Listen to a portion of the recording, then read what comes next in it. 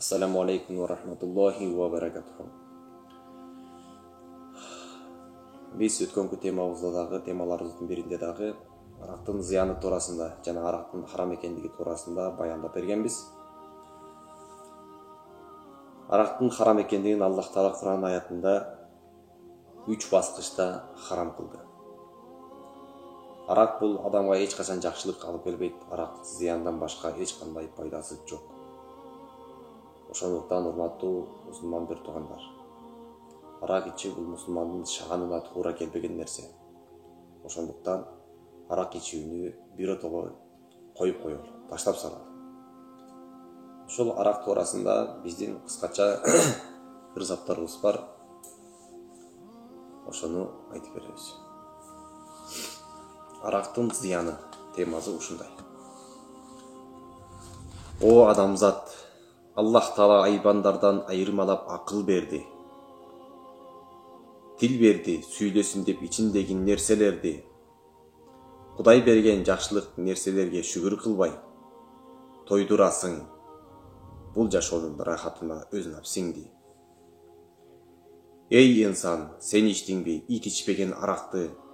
Туу туттуңбу бийик кармак, вино, пиво, коньякты? Билгин булар арам тамак, пайдасы жок, зыяны көп. Жөн гана бунун баарын сыноо үчүн жаратты. Арак, кара болот тескериге которсо, бала болот кимдер анын жолун улай жолдосо. Муну ичкен адамдын 4 аягын шал кылат, же болбосо 4 аяктап бастырган акылы жок мал кылат. Соруттунат, эптеп тапкан чөнтөктөгү акчаңды ойрон кылат, бир жолуккан жашооңдагы бактаалайды. Унуттурат улуулугу чексиз түпсүз жаратканды, ээрчитпейт аты улук Мухаммад пайгамбарды. Каза кылат, исламдагы катуу өкүм намаздарды аткарууга тоскоол болот мойнуңдагы парыздарды, тартып алат колуңдагы мээнет менен чогулткан байлыгыңды, душман кылат бирге өмүр сүрүп жаткан аялыңды, уят кылат эл ичинде өз каныңдан жаралган кыздарыңды, адаштырат туура жолдон сага ээрчитип балдарыңды. Айтчы деги, мындан жаман жүзү кара зыян барбы? Же араксыз өткөн өмүр бир сен үчүн көрдөй тарбы? Кел тууганым, таштап койсоң арак деген арам тамакты. Таанып билсең жалгыз зат жаратуучу бир Аллахты.